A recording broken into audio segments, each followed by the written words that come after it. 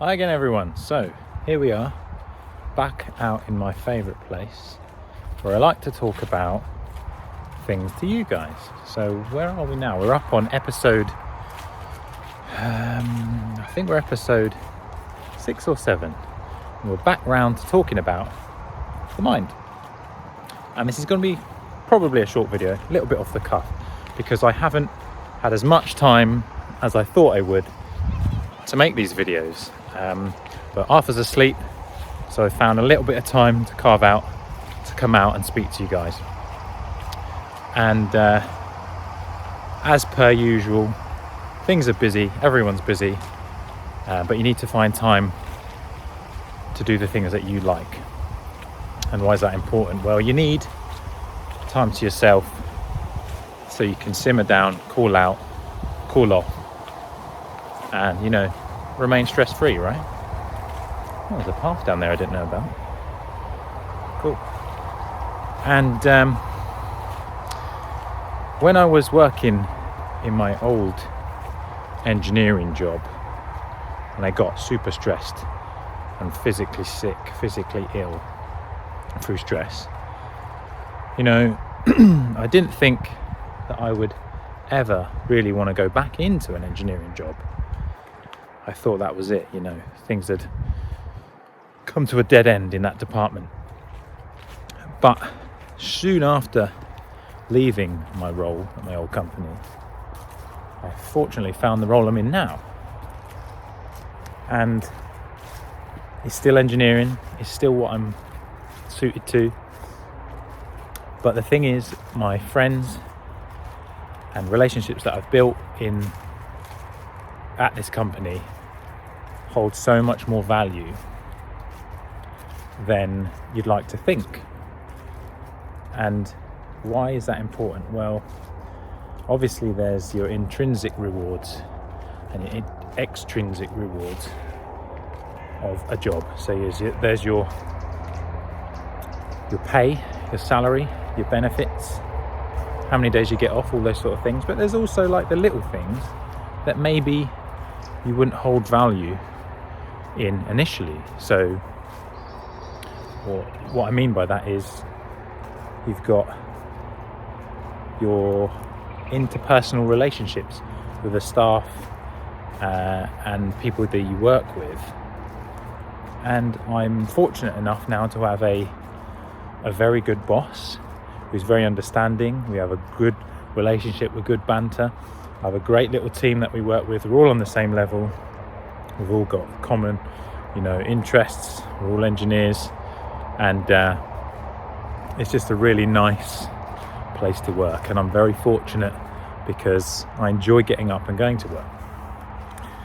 And why do I mention this? Well, we have 3 different types of relationships in our life: primary, secondary and tertiary relationships.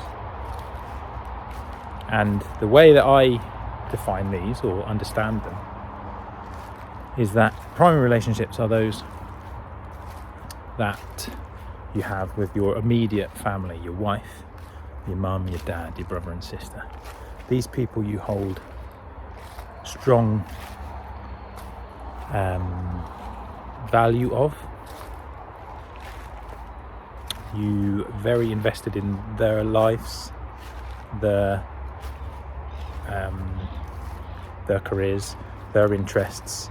You speak to them, you want to speak to them regularly, and you deeply connected with these people. That's primary. And then secondary relationships are people that are friends, good friends. You're quite close to them. They know you well, you know them well. Perhaps you don't live with them, or you don't spend a lot of time with them. And then you have people like tertiary relationships, which are those that you may say hello to on the street, you cross paths, people you bump into, or someone in the shop you say hello to, someone, that guy at the gym that you go, "You all right, mate? How's it going?" Yeah, it's all right, thanks. But for years, we've been saying that, you still don't know his name. but it's on the cusp of your social circle. And unfortunately, the way that most jobs and careers and lifestyles are organised, shall we say, is that you spend most of your time interacting with people that are tertiary and secondary because of the way your job is. You really hold most value in the relationships for primary people, but unfortunately you spend 8 to 10 hours a day maybe interacting with people that are secondary. And this isn't any disrespect to any of my friends or colleagues that are in that secondary relationship, but they'd probably agree with me that they wish they could spend more time with their family, their children, their wives, girlfriends, boyfriends, than they do secondary relationships. And unfortunately, that's the way that the world is in many cases. So I bring that to your attention because I want those people to know that your job should also be something that you really enjoy.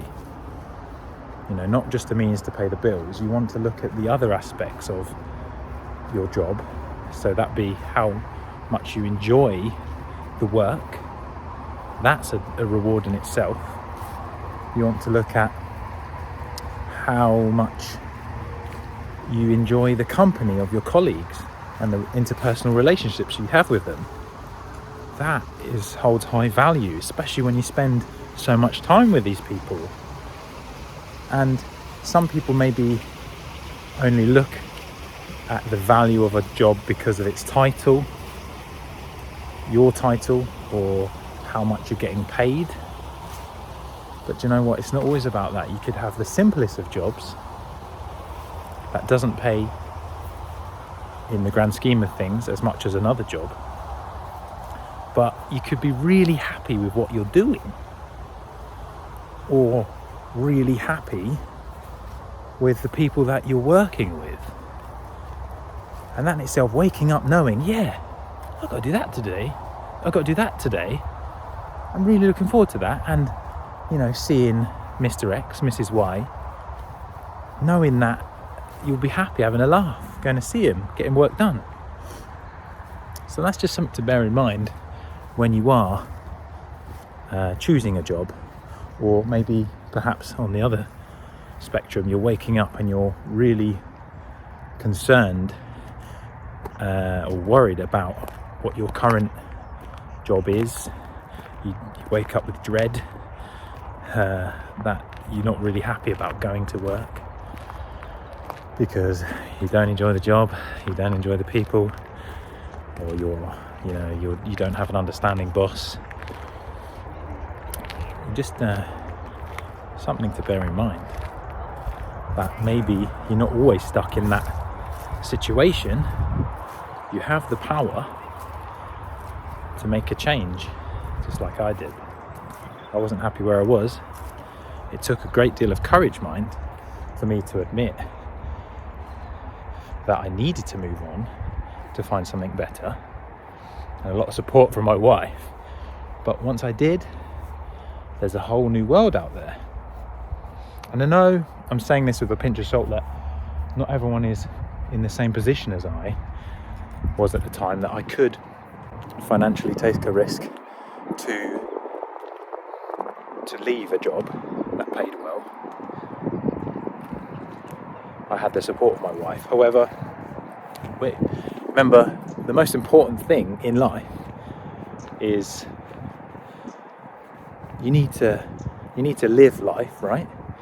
You need to be happy. Otherwise, you're just getting your soul crushed, and then your health will deteriorate. So no matter how big that mortgage is, or how many bills you have to pay, there is always ways to work out a strategy to try and find something to help you. And many changes, and in many circumstances, I think that is changing a job.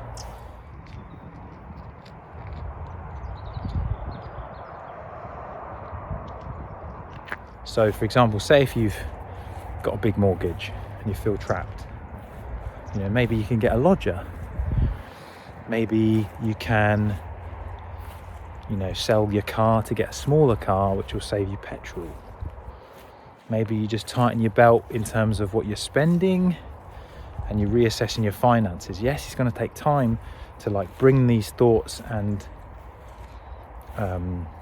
topics to the table, but maybe you get together with a close friend or family to write this all down, because it's easy to bury your head in the sand. But once you bring it to the table, you put some numbers and figures to it, there's probably a great deal of change that can happen. Maybe you don't change your job. Maybe you reassess the hours that you're working and you reduce them. Have a discussion with your company, your boss, your colleagues. Or maybe there's another type of job within your company that you can do well, a side step or a step down. There's no shame in that, to take some stress off you, but you're still within a job that pays the bills. There's just don't ever feel trapped in that situation, because there's always an answer. You just need to really approach the subject. And it's my boss, in fact, told me a very, very good line that I saying that I say a lot now, or remind myself. He says, Ross, to get comfortable, you first must be uncomfortable. And that's true of many things. I think he was talking about in an engineering context. There was a project that we just felt a bit overwhelmed by, but it's the same with this sort of subject. Until you get uncomfortable and talk about your finances or your job situation that you're not enjoying, you're never going to be able to address the points that need to be addressing. So get a little bit uncomfortable first, and it will pay dividends. And believe me, you'll be so much happier when you find a company or a job or some means of paying the bills that you're happy to wake up to. Switching arms, my arms get tired. And when you find that, it'll be worth its weight in gold. I don't know. Some sort of it'll be a really, really worthwhile venture.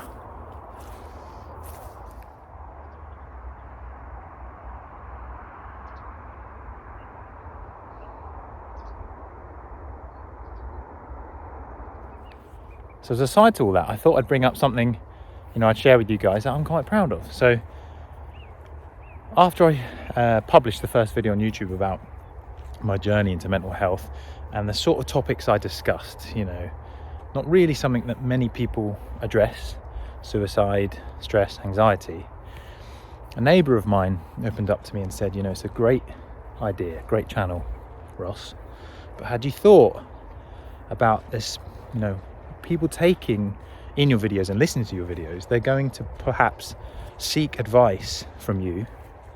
So be prepared, he said, be prepared, because they might take what you say verbatim, word for word, and be mindful that you're in a position of power here, so use your words and advice well.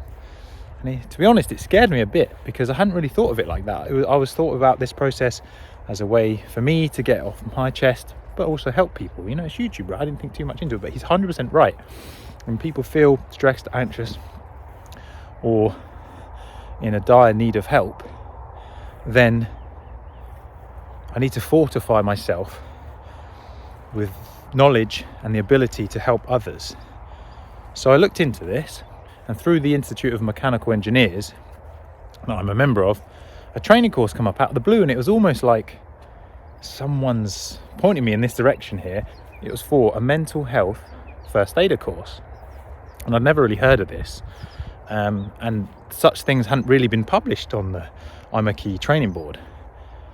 But equally weird, at the same time, I had that week booked off work.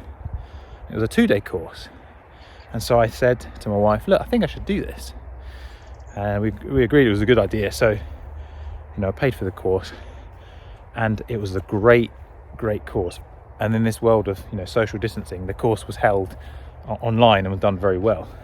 But I learned a great deal of information.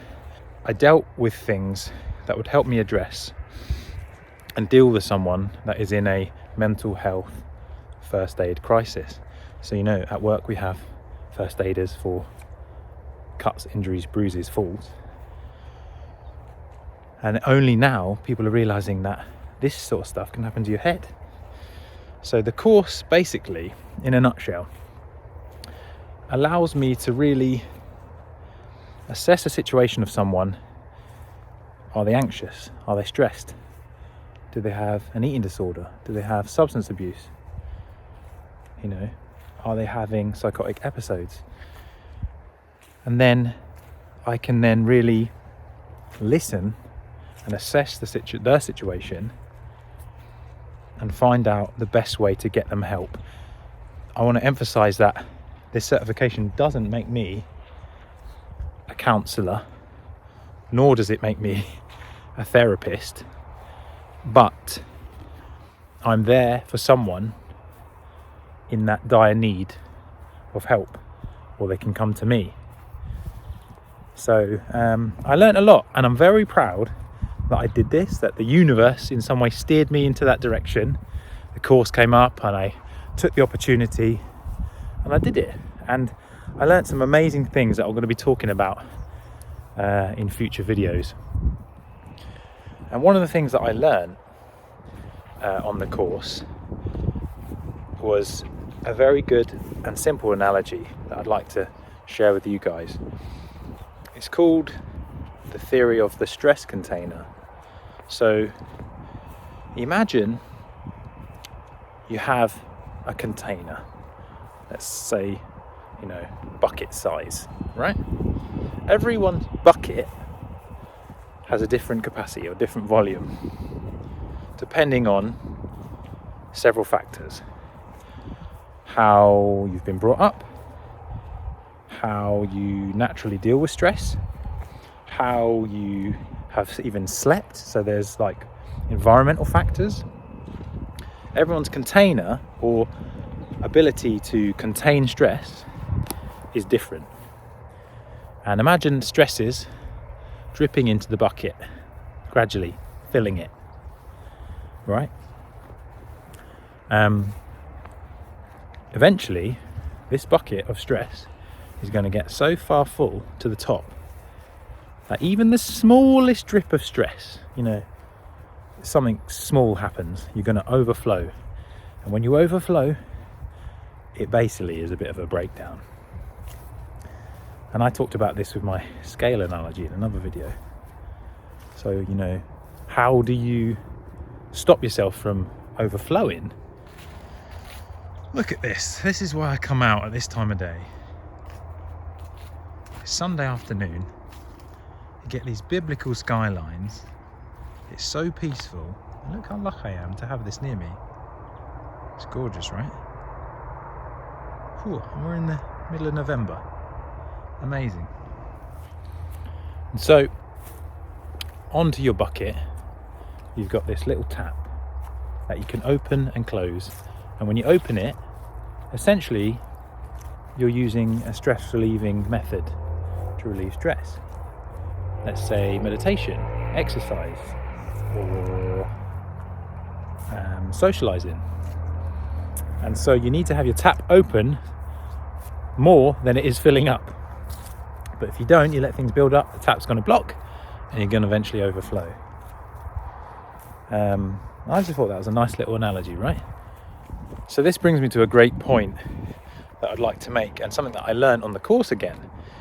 So onto your bucket, you've got a tap that you use to relieve stress, and the course tutor was fantastic. We talked about a lot of heavy subjects, substance abuse, suicide, abuse, domestic abuse. And so she said of that evening, you've absorbed all this on the course, make sure you go home and have a happiness hour to just let yourself stress relief, let yourself go, and be happy. And now this is something I've almost come up to feeling myself recently and making that connection of importance. So the whole principle of a happiness hour is, it's great spending time with friends and family and loved ones, and your day is busy doing things with others and for others, which can be rewarding in itself. But to truly relax, I believe that you need some self-indulgent time to you alone. And how you do this and what you do with this time can really vary depending upon yourself and what you enjoy doing. But the importance of a happiness hour still stands. So as I say, everyone's different. So your happiness hour might be very different to my happiness hour. It may be something physical, like exercise, right? Maybe go out on your bike, you go hiking, rambling. Maybe you're a gym goer, maybe you play football. Or maybe there's something a little different that you hadn't thought about. So I think what sets us apart from other species, other animals, is that we're creative beings. We like to be creative. So let's say, baking might be your thing. Photography, it might be drawing, it might be sketching. And myself, I found like a real great enjoyment recently in getting back into video editing and even doing a bit of filming. But ultimately, I think finding a creative outlet is key to staying stress-free, because not only is it time to yourself to do something self-indulgent and take your mind off the stresses of life and work, but it's also a skill that you can learn, develop. You have a goal to build on. You'd like to do this number of kick-ups in football. You'd like to build this wedding cake. You'd like to be able to edit this type of video. There's a future prospect in there. There's a goal to work to. But ultimately, creativity is something that I suppose I didn't put as much worth into it in my past years as I'm valuing now. Check out this cool rope swing I found. And I would wager that if you do pick up that old hobby that you once found fun, enjoyable, that you're going to find it satisfying and enjoyable like you did before. You're going to start to feel human again. It's going to start to allow you to regulate stress. And I would wager that, you might rekindle that passion you had. And you might even get good at it. And you might get more inspired to do something else of a similar nature, play a different instrument, bake something else, find another bit of software that you're interested in. It's so easy with the distractions of life to put it aside and do that tomorrow. Let's do that the next day. Just make sure, guys, that you are trying every effort to fulfill your happiness hours with something self-indulgent and perhaps, from what I'm saying, something creative.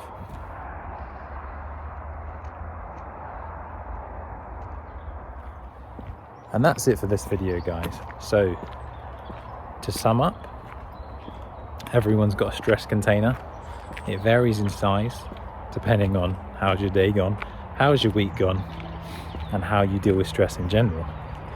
But the key to not letting it overflow is finding a creative outlet or some sort of self-indulgent time we're calling a happiness hour to help you open that tap, relieve the stress, and stop the cup, the container, from overflowing. And I'd encourage you to pick up that hobby that you once had, or something new that you've always wanted to do that may be creative, to use the time to yourself to learn something, become passionate about something, and you'll soon have a new way to relieve and deal with stress. And remember, it's just advice. If you found any of it useful, oh, it's getting cold. If you found any of it useful, maybe like the video, and if you didn't, then don't worry. Come back next time and you might find something else of use to you. But for now, have a great day. Enjoy the rest of your day, and I'll speak to you in the next one.